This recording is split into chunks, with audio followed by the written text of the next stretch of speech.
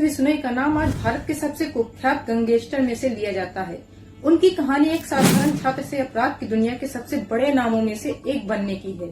उनका जन्म 12 फरवरी 1992 को पंजाब के फाजिल्का जिले के एक बिश्नोई परिवार में हुआ था। बिश्नोई समुदाय पर्यावरण और वन्य जीवों की रक्षा के लिए जाना जाता है, खासकर काले हिरणों के लिए, जिन्हें ये समुदाय पवित्र मानता है। लॉरेंस की प्रारंभिक शिक्षा उनके गांव के स्कूल में हुई। वह एक सामान्य और शांत छात्र के रूप में जाना जाता था। जब उसने चंडीगढ़ के डीएवी कॉलेज में दाखिला लिया तो यहीं से उसका जीवन एक नए मोड़ पर आ गया। कॉलेज में उसने छात्र राजनीति में रुचि लेनी शुरू कर दी और पंजाब यूनिवर्सिटी की छात्र राजनीति में सक्रिय रूप से भाग लिया। इस दौरान उसने कई विवादित गतिविधियों में भाग लेना शुरू किया और धीरे धीरे उसका संपर्क आपराधिक दुनिया से होने लगा। लॉरेंस की पहली बड़ी गिरफ्तारी 2011 में हुई, जब उसे हत्या के प्रयास के आरोप में पकड़ा गया। इसके बाद वह अपराध की दुनिया में गहराई से जुड़ गया और धीरे धीरे अपना गैंग बनाना शुरू किया। उसका आपराधिक नेटवर्क पंजाब, हरियाणा, राजस्थान और दिल्ली तक फैल गया। इसका नेटवर्क खास तौर पर वसूली, हत्या और अन्य संगीन अपराधों में संलिप्त था। उसका करीबी साथी और सहयोगी गोल्डी बरात है, जो उसके गैंग का प्रमुख सदस्य है। गोल्डी और लॉरेंस ने मिलकर कई बड़े अपराधों की साजिश रची। इसके अलावा लॉरेंस के गैंग में कई और बड़े नाम भी जुड़े हैं, जो उसके लिए काम करते हैं और जेल के बाहर उसके आदेशों का पालन करते हैं। लॉरेंस बिश्नोई का सबसे चर्चित मामला तब सामने आया जब उसने बॉलीवुड अभिनेता सलमान खान को जान से मारने की धमकी दी। उस समय उठा जब सलमान खान अपनी फिल्म रेस 3 की शूटिंग कर रहे थे। धमकी का कारण 1998 में हुए काले हिरण शिकार का मामला था, जिसमें सलमान खान पर काले हिरण के शिकार का आरोप था।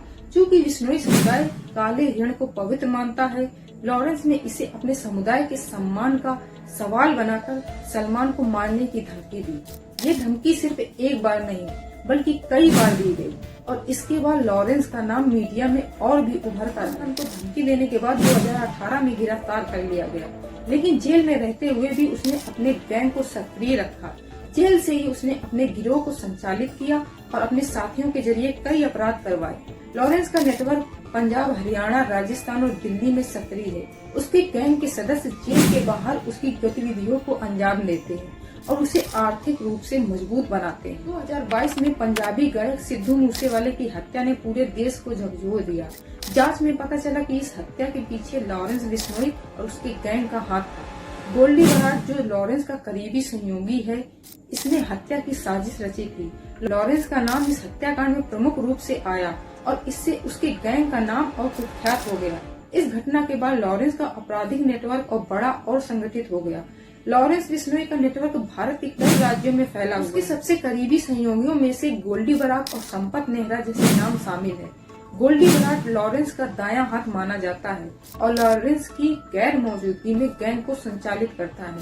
संपत नेहरा ने भी सलमान खान की हत्या की योजना बनाने में लॉरेंस की मदद की थी, लेकिन पुलिस ने समय रहते उसे गिरफ्तार कर लिया। 2023 में लॉरेंस बिश्नोई के खिलाफ कई नई जांचें चल रही हैं। पुलिस और जांच एजेंसियां लगातार उसके नेटवर्क को तोड़ने की कोशिश कर रही है, लेकिन उसकी गैंग का आतंक अभी भी बरकरार है। जेल में होने के बावजूद भी लॉरेंस की आपराधिक गतिविधियां जारी हैं और उसका नेटवर्क और भी संगठित होता जा रहा है। लॉरेंस बिश्नोई की जीवन साधारण छात्र से शुरू होकर अपराध की दुनिया के सबसे बड़े नामों में से एक बनने की है। उसकी पहचान सलमान खान को जान से मारने की धमकी से हुई, लेकिन उसका आपराधिक नेटवर्क इससे कहीं अधिक गहराई से जुड़ा हुआ है।